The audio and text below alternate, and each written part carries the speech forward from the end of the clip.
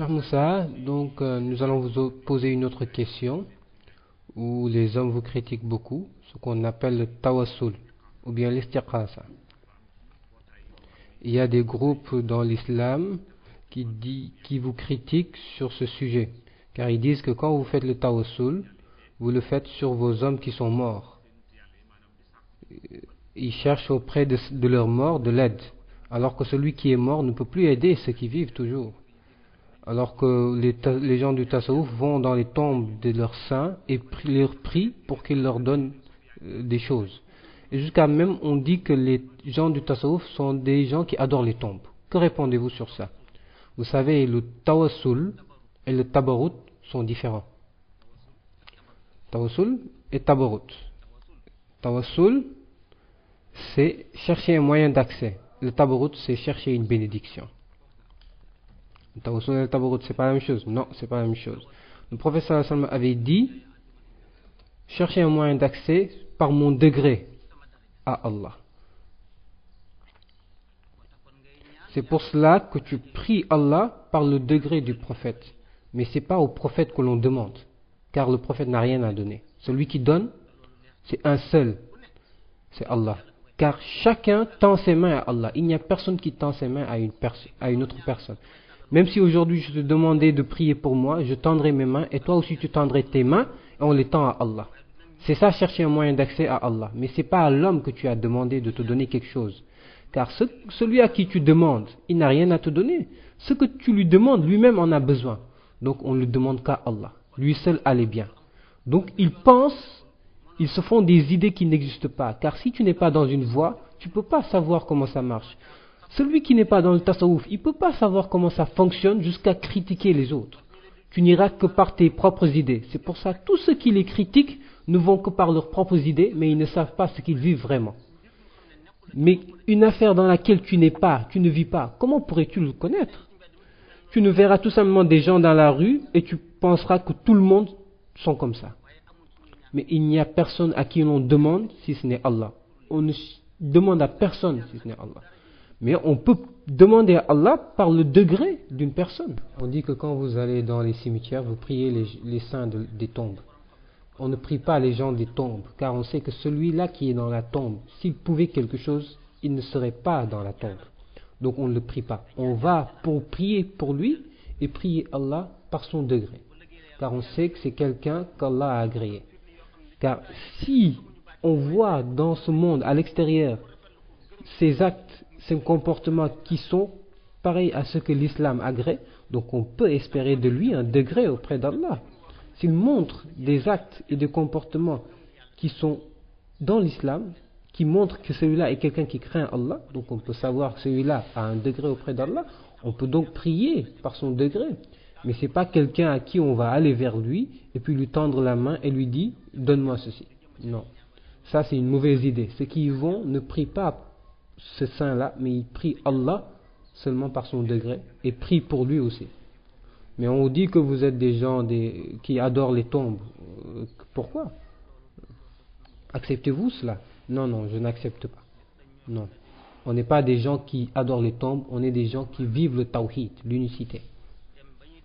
Maintenant, le fait qu'on aille dans les tombes, car même le prophète nous a recommandé d'aller visiter les tombes, car ça permet de se rappeler la mort. Celui qui regarde une tombe doit se rappeler la mort. Et le prophète Luqman l'avait confié à son fils. Il lui avait dit, souviens-toi de deux choses tout le temps. Et ces deux choses c'était, il lui dit, rappelle-toi de ton Seigneur toujours, mais aussi rappelle-toi de la mort. Donc celui qui va dans un milieu où on a enseveli des morts, et que tu es sûr qu'un jour ou l'autre, toi aussi tu seras enseveli pareil, donc tu dois te rappeler la mort.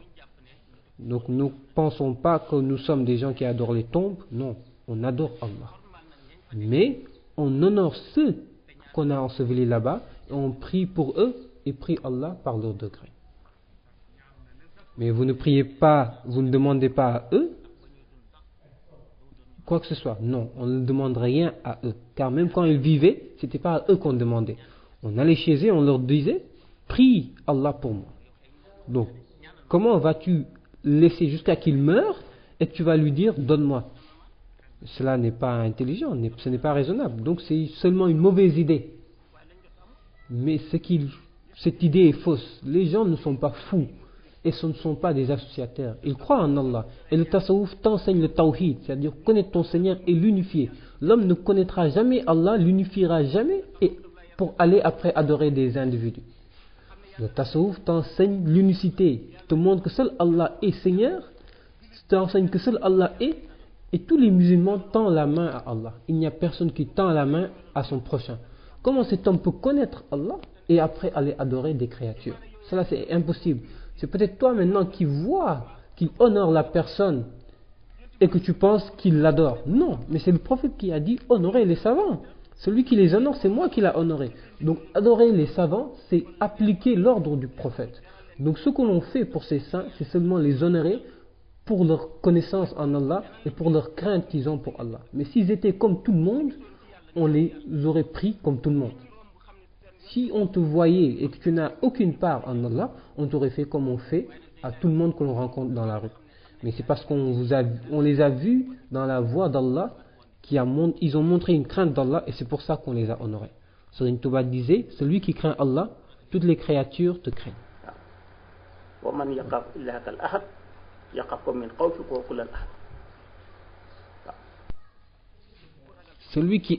Tous ceux qui craignent Allah et lui donnent le respect qu'il doit, toutes les créatures te respecteront et t'honoreront. Donc c'est cette adoration qu'ils ont rendue à Allah et ce respect qu'ils ont donné à Allah, c'est ça aussi qu'ils ont retrouvé auprès des créatures, qui les ont honorés et qui les ont respectés. Cher Moussa, si on entend bien, vous avez démontré que le tawassul et le tabarrut sont différents. Et que ce que les gens pensent du tawassul, c'est pas comme ça que ça se passe, car ils disent que vous priez les gens dans les tombes, alors que c'est pas ça. Car quand vous faites le tawassul auprès d'un maître spirituel, vous allez tout simplement, par sa bénédiction, prier Allah, mais pas à cet homme que vous priez.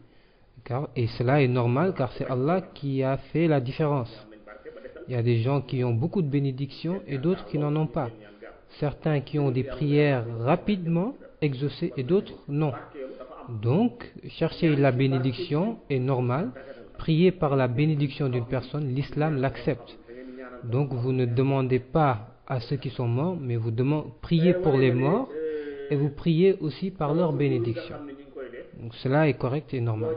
Vous avez aussi démontré que le tawassul que vous faites, que vous n'allez pas auprès d'un maître spirituel qui est vivant et que vous lui demandiez de prier Allah pour vous, et que quand il meurt, que vous cessiez de prier par sa bénédiction et vous le priez lui-même.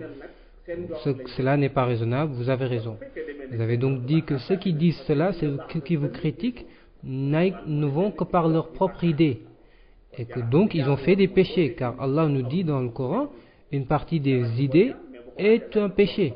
Donc ce qu'ils auraient dû faire, c'est demander à celui qui tend les mains, à qui tu pries et qu'est-ce que tu fais comme ça. Peut-être que s'il l'aurait fait, celui-là les aurait expliqués et leur comprenait. Et ils comprendront. Mais s'ils se disent avec leur fausse idée qu'ils prient celui qui est mort, cela est une fausse idée, donc c'est un péché. Donc c'est ça qui aurait dû être. Tout cela maintenant, ce qui cause tout cela, c'est seulement s'éloigner d'Allah et ne pas le connaître. Car si tu ne le connais pas, tu ne jugeras que par ce que tu vois. Pourtant, eux pensent qu'ils connaissent Allah, ils ont lu les livres. Ou bien on ne connaît pas Allah dans les livres? Non. Les livres, c'est des choses qu'un homme comme toi l'a écrit. Il peut se tromper. Non, je demande si on ne peut pas connaître Allah dans les livres. On ne peut pas connaître Allah dans les livres. Alors comment devrions-nous le connaître? Tu devras aller au-delà des livres. Aller où? Auprès des hommes. Car le livre, c'est un homme qui l'a écrit. Oui ou non? Si tu lis une chose et que tu ne comprends pas, vas-tu continuer de lire? Je pense que tu vas aller chez la personne qui l'a écrite ou bien quelqu'un qui la comprend mieux que toi, et quelqu'un sera un homme comme toi. Donc c'est vers l'homme que tu pourras t'éclaircir, car le livre lui-même c'est l'homme qui l'a écrit. Donc tout ce qui t'échappe dans le livre, c'est auprès d'un homme que tu pourras le connaître. Tout livre est écrit par un homme, toute connaissance est à l'intérieur d'un homme. Donc c'est chez l'homme que tu vas. Maintenant, étudier les livres, c'est bien, mais qui a écrit les livres? C'est un homme qui l'enseigne. Donc l'indication, l'éclaircissement est auprès des hommes. C'est vers les hommes qu'il faut aller. Donc il faut comprendre cela.